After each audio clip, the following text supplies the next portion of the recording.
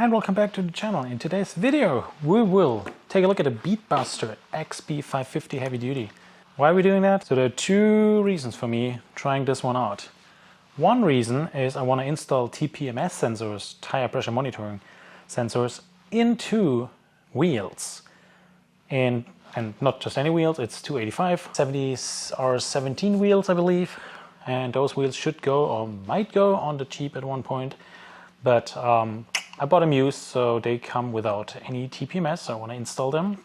That's the one point I want to try. The second point will be try to change the tire on the wheels. So that will be quite interesting. I don't know if we get to that point, but for sure we have to try to get to the point where we can install the TPMS sensor. And with this BeadBuster, so that's an American company, BeadBuster, and they, if you have not seen it, you can see it, patent.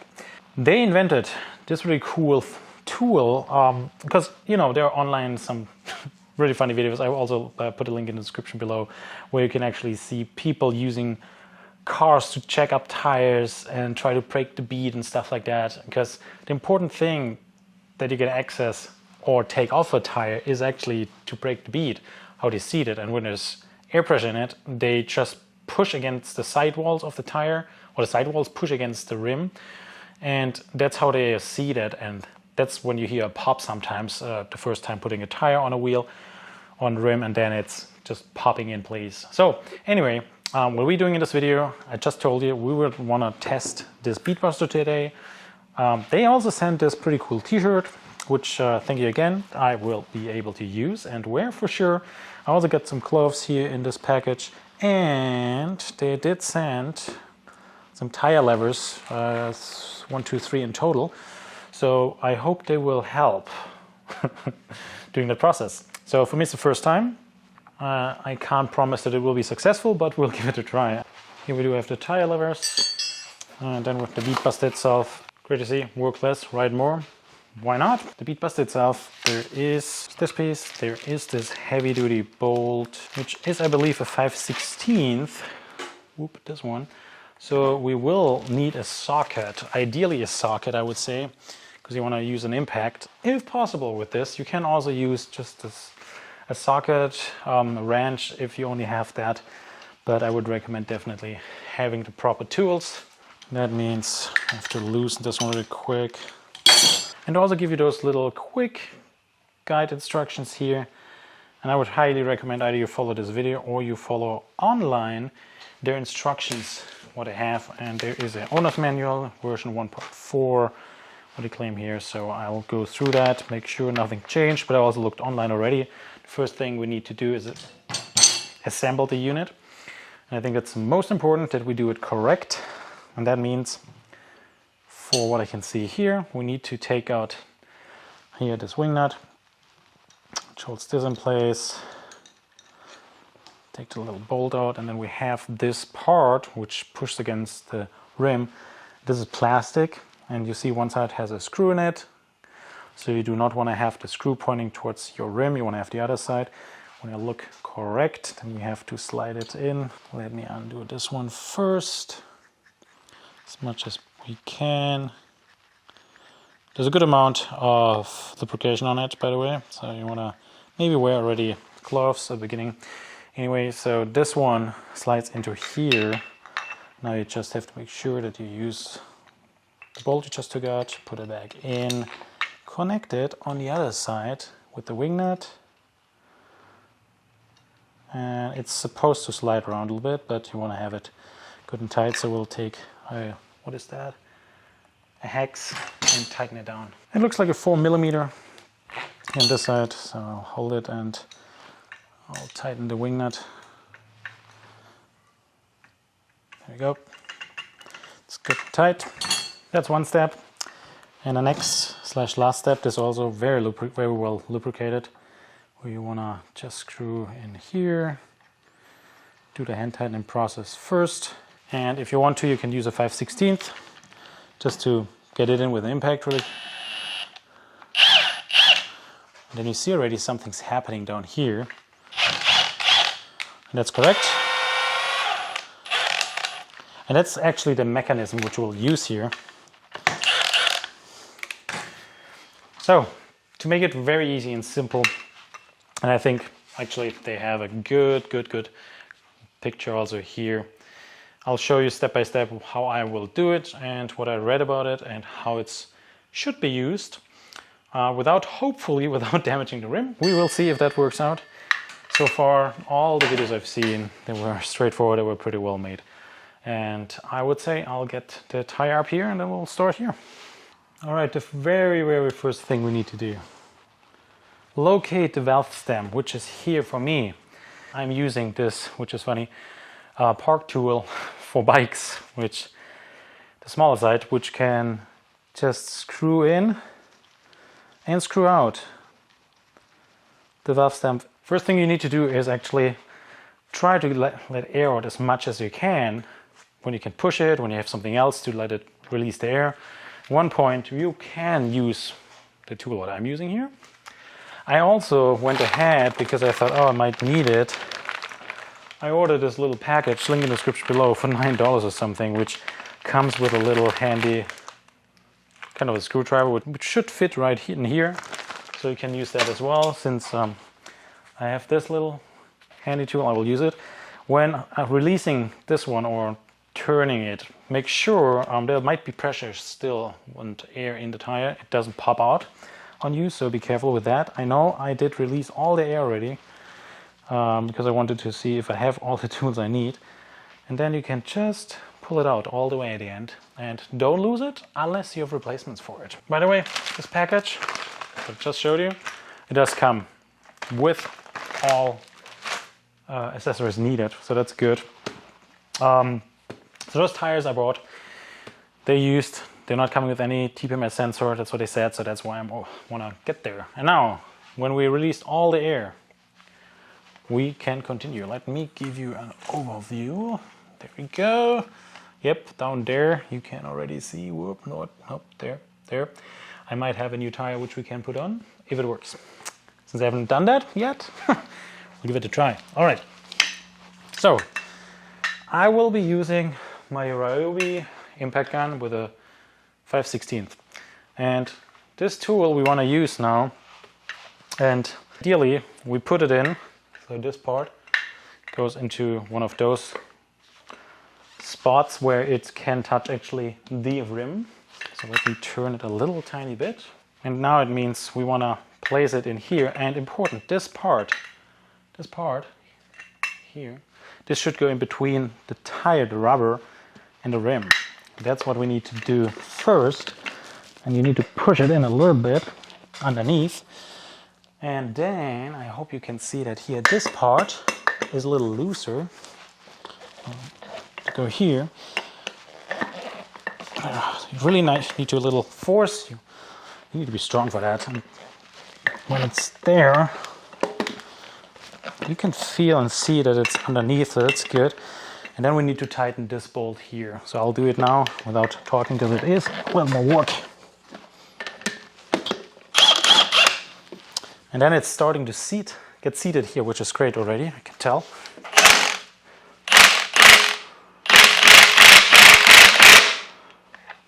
And what's important for continuing, you want to have, for this bolt should almost be in a right angle to the surface. And I think I'm pretty close to it. I'll go a little more. That's what, this one is plastic, so we'll see if that works well. And now we tighten this one, and this one will push and separate the rim from the tire.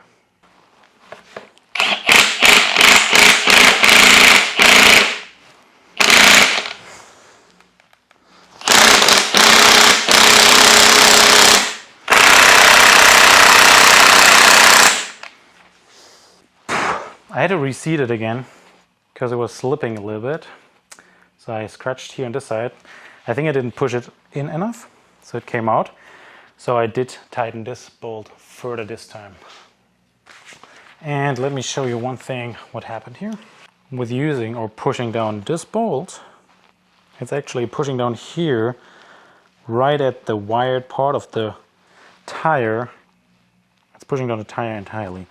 So So that's how it should be, and you can see there's a gap on this side and here on this side, and it is breaking the bead there already. I'll go a little bit more because I'll have a little of the bolt left, and then I'll reseat it, move it over, and continue here, and probably a third time as well at least. And we'll see if we need a fourth time as well, and then we'll see how far we get. By the way, always, as always, wear safety gear, safety goggles, safety gloves and everything. There we are.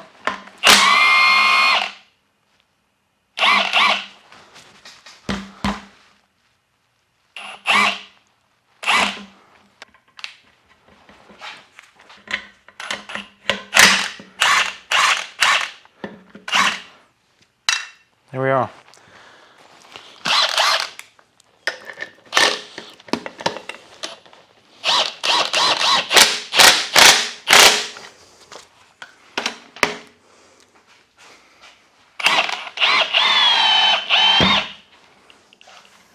I don't know if you heard it,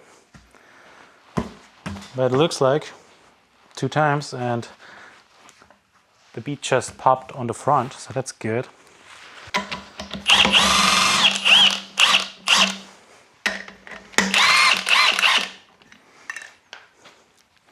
Some of the scratches, it looks, here the visible part, really good. I have scratches in here because I didn't do it right. Here it is pretty good. That's how you learn it, I guess. All right, so front side. Let's see what else I can do. In case you just want to do the TPMS sensors, let's play with that. We don't break this, we won't break the bead on the rear. We also have to do that if you want to take the tire off. But let's make some space here, because then we might be able to just have access to the TPMS sensor. That would be great. So I will place it here, I believe, and I'll try to use maybe some blocks of wood or whatever to just keep it there. We'll see if that's something which is maintainable.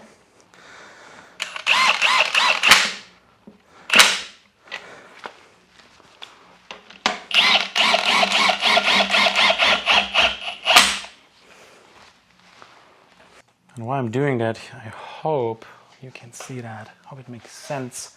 Because that's where the stem is. That's where we can connect the TPMS. So now we need a TPMS sensor. And I know, I should have gone with OEM, but since this is a training practice thing, so link in the description below for those ones. I don't want to use the new stem, I just want to separate it and use this TPMS. So I'll use, what is it? Looks like a Torx. It's a T10. So I want to use just the TPMS and the bolt. So I'll undo that real quick. And that means we will be using this one, like so. And the only thing we need to do, make sure we can get it in there. And I want to make myself more space, so I'll try to plug, and I'll use some wood to just move it over a little bit more. Let's see if that works. Pretty much like so. So the BeadBuster really helps with that to give me more space. And what we need to do is now actually try to thread it in there. So what you do not want to do is losing that bolt. And what just happened, I lost the bolt. All right, in my case, I have to pull this out, it looks like, because they broke it off down here. It's completely destroyed, whatever they did, they broke it. So I'll need to destroy this and pull it out. Yeah, look at that. Thanks to whichever shop did that, they cut it off or whatever, they broke it. Trash. Really sad how bad those mechanics sometimes work. So anyhow, we will install a new one, and then we just have to push it through, and I will use some lubrication to push it through in that case, just to make my life easier. And that lubrication is soapy water. Let's see, it helps. You do not want to destroy anything, so with even pressure you should be able to get it on. So since those new sensors come with a little flat surface here where you can actually clamp in and push in, that worked pretty well. The only thing what I now want to do Let's actually still continue trying to get a bead off on the other side. So for this one, we're done, and we'll continue on the other side. Let me give you another view. We'll turn it around and we'll try to break the bead on the other side. You can see it's still seated everywhere. Push it in somewhere in between.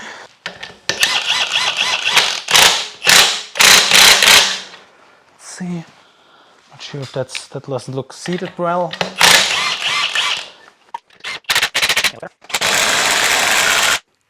That looks pretty good already. I want to go all the way down.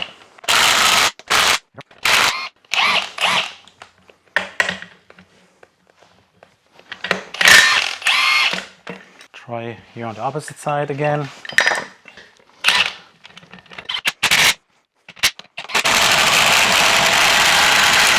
So it's off here and here almost. Need to do it here as well. Oh yeah, that's what it was. That's all I needed. Let's see. There we are. I think we got it. Yeah, it's off definitely. Nice. But yeah, I wasn't able to get it off entirely, so I'll have to try off camera more to see if I can get it off without damaging the rim. That's the most important. But the BeadBuster worked so far great to install TPMS sensor, so I'll continue with that on the other tires.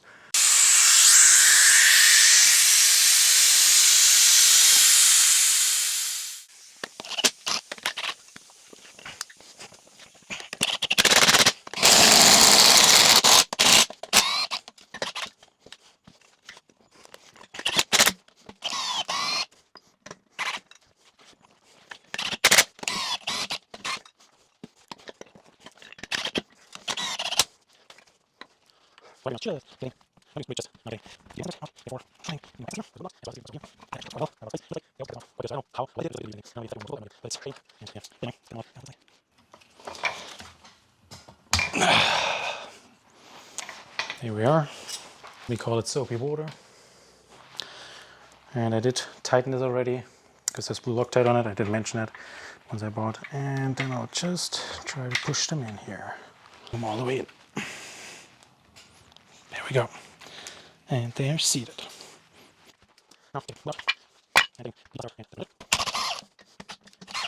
Now we can fill it with air and test it if it does work.